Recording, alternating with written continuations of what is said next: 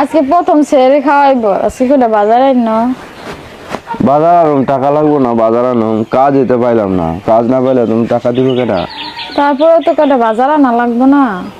লাগবো তো, আজকে তো আবার ছেড়ে খাই রোজা রাখতে হবে না? হ্যাঁ, এই জন্য তো তোমার যা আছে ঘরে তাই রান্না গো, তাই খাই রোজা রাখবো। তাইলে কটা আলু মরিচ আইন, ভর্তা মর্তা করবো না।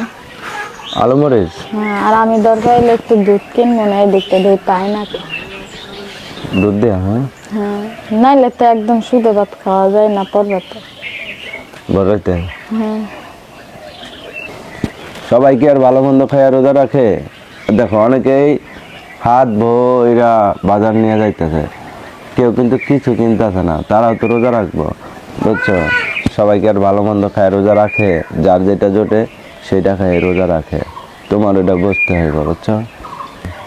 আমি তো তোমার ভালো মন্দ কিনতে কই না।